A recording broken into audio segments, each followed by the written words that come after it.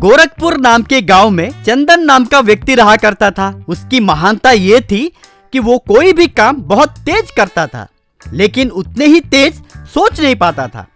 एक दिन शाम को चंदन के पिता उससे, अरे चंदन, कल सुबह हमें खेत में जाके कीड़े मारने की दवाई मारना है, सुबह तैयार रहना। अगले दिन पिता चंदन को उठाते समय, अरे चंदन उठना रे, टाइम हो रहा है, सुबह ही उठ के तैयार होने के लिए कहा था ना। कल रात ही मैंने पूरे खेत में कीड़े मारने की दवाई मार दिया पापा। क्या हुआ? 5 एकड़ जमीन में तू अकेला ही दवाई मार दिया? हाँ पापा। अरे तू ग्रेट है रे, कहकर उसकी तारीफ करने लगा। हाँ पापा, बोलना भूल गया, थोड़ा दवाई बच गया था तो हमारे पड़ोसी खेत में भी दवाई मार दिया। अरे पड़ोसी खेत में क्यों मारा रे? वो लोग कल ही मार दिए, तूने फिर दोबारा मारा, उनका फसल पूरा नष्ट हो जाएगा, कहकर सर पकड़ लिया। एक बार चंदन की माँ चंदन से, बेटा चंदन, खाना बनाने के लिए लकड़ियाँ नहीं है, जंगल जाके थोड़े सूखे लकड़ियों को काट के ले आना। जंगल के सारे सूखे पेड़ काट के बड़े ट्रक में घर पे लेकर आया। माँ ट्रक में भरे सूखे लकड़ियों को देख के, अरे आधे ही क्षण में पूरा काम तबाह कर दिया ना रे, खाना बनाने के लिए उतने पेड़ों को काट के ले आ गया। ओ जी, देखिए ना जी इसे, कैसे हमें इसे ठीक करेंगे, कहकर सर पकड़ लिया। एक बार ढाबे वाले ने चंदन के माँ बाप के पास आकर, सर देखिए, मैं आपके पुत्र को काम में रखने के लिए सोच रहा हूँ, मेरे साथ भेजिए, मैं उसकी देखभाल ठीक से करूँगा। सरदार जी, आपको उसके स्पीड के बारे में नहीं मालूम, मुझे उसके बारे में जानकारी मिली इसलिए यहाँ पे आया, मुझे वैसा ही बंदा चाहिए था। ठीक है सरदार जी, आपकी मर्जी, वो अच्छा इंसान बनेगा, उससे बढ़कर हमें क्या चाहिए।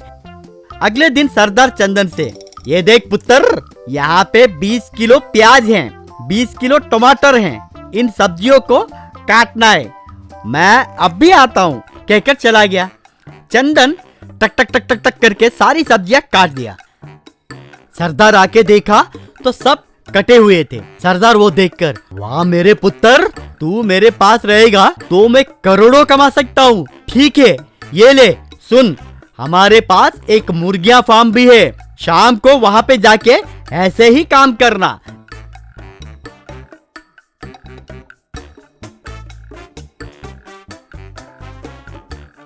उस दिन शाम को चंदन मुर्गियों के फार्म के सारे मुर्गियों को काट के रेडी रखा।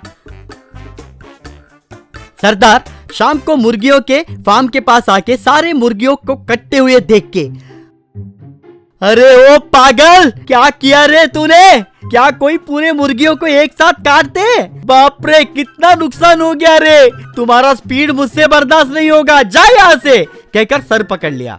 एक बार जूस शॉप वाला चंदन को काम पे रखा। आए सभी कस्टमर को फ्रूट्स कट करके जूस बना के देना। बात खत्म। चंदन वहां पे रहे एप्पल, पपैया, पूरा का पूरा फल को काट के रेडी रखा।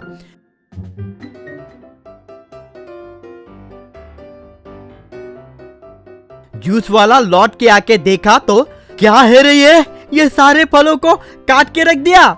आए सभी कस्टमर्स के सामने कट करके जूस बना के देने के लिए आप ही ने तो कहा था। कस्टमर्स आए, उसके बाद क्यों तैयार करना सोच के पहले से ही सब कट करके रख दिया, और 2 मिनट टाइम देते तो मैं उन सब का जूस बना के तैयार कर देता। अरे बाप रे, तेरा ये स्पीड मुझसे बर्दाश्त नहीं होगा रे, मेरा जूस सेंटर पूरा जूस बना के रख दिया ना रे, कहकर चक्कर खा के नीचे गिर गया। एक घर में बेटा विजय अपने पिता से, पापा अब तक 2 महीने हो गए, घर में ही लॉकडाउन हो गया, इतने दिनों के बाद फिर से फ्लाइट सर्विसेज शुरू हो गया और मैं निकल रहा हूँ।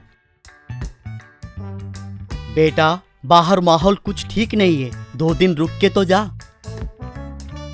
नहीं पापा, बड़ी मुश्किल से एक फ्लाइट सर्विस मिला है, अब किसी भी कीमत पे उस फ्लाइट को पकड़ना है, वो भी इमरजेंसी वालों को ही मिलता है। ठीक है बेटा, तुम्हारी मर्जी। वैसे विजय अगले दिन एयरपोर्ट गया, वहां पे अपने लगेज को ट्रॉली में डाल के जाते वक्त अंदर जाते हुए, बाप रे, ट्रॉली का लगेज बहुत वजन है, ढकेल नहीं पा रहा हूँ, कोई मदद करता तो अच्छा होता, सोचा। उतने में एक आदमी आकर, मैं आई हेल्प यू सर? हाँ, यस यस, मेरा लगेज थोड़ा ज्यादा भारी है, आप थोड़ा मदद कीजिए। श्योर सर, कौन से फ्लाइट में जा रहे? वो कोई नया सर्विस है भाई, वन मैन एयरवेज कुछ है। ओह, वो बहुत अच्छा एयरवेज है, चलिए जाते हैं काउंटर पे, कहकर दोनों काउंटर के पास गए। काउंटर के पास आते ही वो आदमी व्हाइट कलर का कोट पहन के काउंटर के अंदर गया।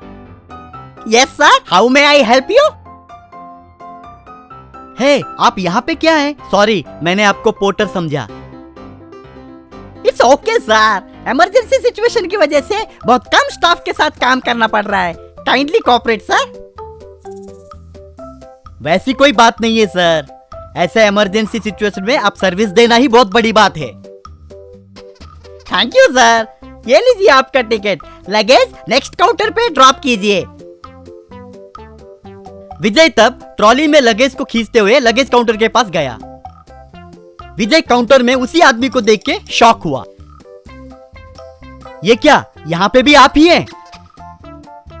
यस सर, बहुत कम स्टाफ से रन कर रहे हैं, काइंडली कोऑपरेट सर। ये बहुत अजीब लग रहा है। ठीक है, ये लो लगेज, कहकर लगेज को हैंड ओवर किया। सर, आपका लगेज हैंड ओवर किया है, सिक्योरिटी चेक के पास जाइए। विजय वैसे वो सिक्योरिटी चेक के पास जाते हुए, ये कौन सा नया एयरवेज है, मुझे कुछ समझ में नहीं आ रहा है, सोचते हुए सिक्योरिटी चेक के पास गया। वहां पे पुलिस ऑफिसर को देख के चौंक गया। व्हाट नॉनसेंस इज दिस, यहाँ पे भी आप ही है? सॉरी सर, इस इमरजेंसी सिचुएशन में मिनिमम स्टाफ से हम काम कर रहे हैं, प्लीज कोऑपरेट सर। नहीं, ये सही नहीं लग रहा है। I want to complain to your airline head. कहाँ है वो? सर, लेफ्ट लेके स्ट्रेट जाने से एक कैबिन रहेगा, उसमें रहेंगे।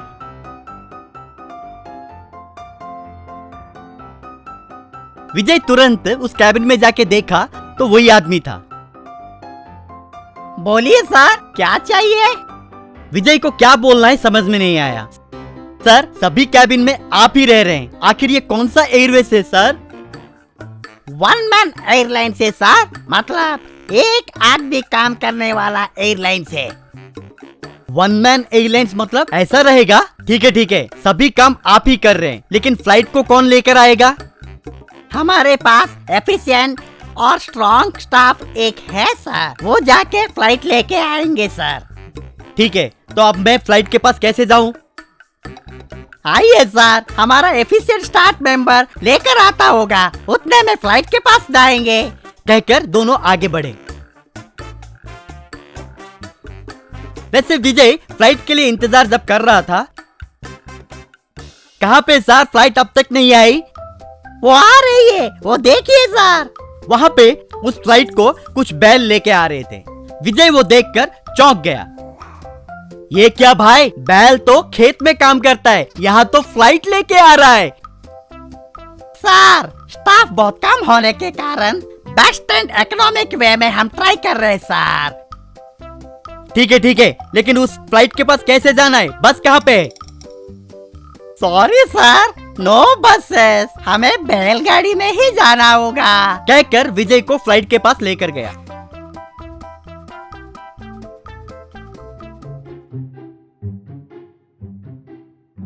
बाप रे, आखिर ये वन मैन एयरलाइंस मुझे तारे दिखाए। बाय बाय कहकर फ्लाइट के अंदर गया। अंदर जाने के बाद विजय उस फ्लाइट के कैप्टन को देखकर, क्या यहाँ पर भी आप ही है, कहकर चक्कर खा के नीचे गिर गया।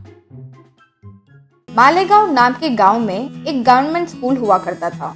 वो ब्रिटिशर के जमाने में बना था, तो बहुत पुराना हो चुका था। उस स्कूल में पढ़ने कोई बच्चे नहीं आते थे, इसलिए सरकार ने फंड सेक्शन करना बंद कर दिया। एक दिन गंगाराम नाम का मास्टर ये स्कूल में ट्रांसफर होकर आया। वहाँ सब टूटी हुई बेंच, जालों से भरे दीवारें नजर आई। वो देखकर चकित रह गया। उस स्कूल में कई समय से अटेंडर के तौर काम कर रहा बट्टी वहां आया। और सर, क्या आप ही हैं वो नए मास्टर? आपका स्वागत करने के लिए मैं फूलों की माला लाने वाला था, लेकिन मुझे सैलरी मिलकर 6 महीने हो गए हैं, इसलिए नहीं ला पाया। कुछ मत समझिए सर। अरे कोई बात नहीं भाई, वो सब ठीक है, लेकिन ये बताओ कि ये स्कूल इतनी बुरी स्थिति में क्यों है? आखिर बच्चे यहाँ पढ़ाई कैसे करते होंगे? बच्चे, इस स्कूल में चूहे के बच्चे, बिल्ली के बच्चे के अलावा और कोई बच्चे नहीं आते सर। यहाँ कम से कम जरूरी चीजों का इंतजाम तक नहीं हो पा रहा है। दोपहर का खाने का, पढ़ाई करवाने का कोई ढंग का मास्टर तक नहीं है। तो फिर पेरेंट्स अपने बच्चों को यहाँ क्यों भेजेंगे सर? भले ही पैसों की दिक्कत हो रही हो, फिर भी सबने अपने बच्चों को बगल वाले गाँव के प्राइवेट स्कूल में भर्ती करवाए हैं। अब इस स्कूल में आप, मैं और वो देखिए, वो ब्रिटिश काल का स्कूल बस के अलावा और कुछ नहीं है सर। गंगाराम क्या करना है ये सोच में पड़ गया।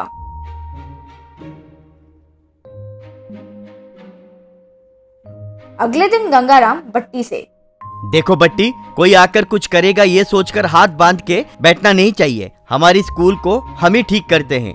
बच्चों को स्कूल में ज्वाइन करवाए, ऐसे कुछ करेंगे तब इन गांव वालों का प्राइवेट स्कूल फीस भी बचेगा और फिर गवर्नमेंट हमें फंड्स भी सैंक्शन करेगी। आप जो कह रहे हैं वो सही है सर, लेकिन सर आपको लगता है क्या कि हम इतना बड़ा काम कर पाएंगे? अगर लगन और साहस हो तो कुछ भी नामुमकिन नहीं है। तुम जाकर जैसे मैं कह रहा हूँ वैसे गांव भर में प्रचार करो। यूं बट्टी से कुछ कहा। वो सब सुनकर सर, अब क्या कर रहे हैं? जो कहा वो करो और कुछ मत सोचो। बट्टी फिर गांव के बीचों बीच माइक पकड़कर, मालेगांव के वासियों, 3 महीनों में हमारा गवर्नमेंट स्कूल चालू होने वाला है। आप सब अपने बच्चों को हमारे स्कूल पर भेजो। उस भूत बंगले पर अपने बच्चों को भेजे? क्या बात कर रहे हो तुम? चलो जाओ यहाँ से। जो मैं कह रहा हूँ वो पूरी तरह से सुनिए। अब हमारे स्कूल को प्राइवेट स्कूल में बदलने के लिए सारे फैसिलिटीज आ रहे हैं, और तो और बच्चों को सुबह नाश्ता, दोपहर का खाना, शाम का स्नैक्स भी देने वाले हैं, और बच्चों को इंग्लिश कंप्यूटर्स में स्पेशल क्लासेस भी होने वाले हैं। इसलिए अब और ज्यादा मत सोचिए, अपने बच्चों के उज्जवल भविष्य के लिए हमारे गवर्नमेंट स्कूल पर भेजिए। लोग हैरान रह गए।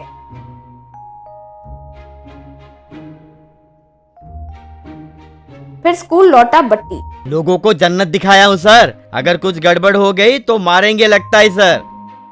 कुछ नहीं होगा। वैसे तुम्हें बस ड्राइविंग आती है क्या? 5 साल पहले ये स्कूल बस मैं ही चलाता था सर। गंगाराम उस बस को एक मैकेनिक के पास ले गया। उससे कुछ कहा।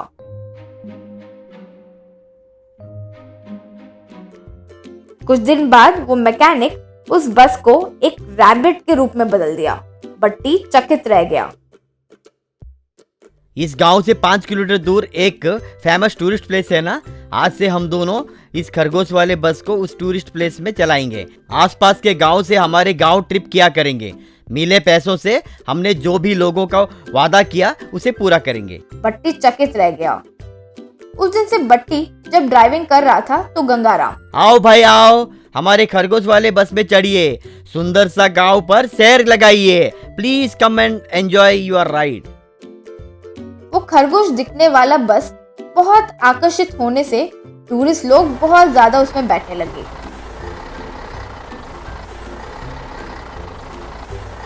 बट्टी गंगाराम फिर उनको वो टूरिस्ट प्लेस ले जाते थे। मिले पैसों से स्कूल में मरम्मत करवाने लगे। कंप्यूटर्स भी खरीदे, टॉयलेट का इंतजाम किया। 3 महीनों बाद उस खरगोश बस को स्कूल बस में बदल दिया। उस खरगोश वाले बस में बच्चे खुशी से चढ़ते थे। उस सरकारी पाठशाला में फिर बच्चे पढ़ने लगे। कुछ महीनों बाद तो स्कूल में एडमिशन्स भी मिलना मुश्किल हो गया था। ये जानकर सरकार ने उस स्कूल पर काफी फंड सैंक्शन किए। बट्टी को अपनी तनख्वाह के अलावा बोनस भी मिला। बट्टी गंगाराम को शुक्रिया अदा किया। कहा था ना, अगर लगन और साहस हो तो कुछ भी नामुमकिन नहीं है।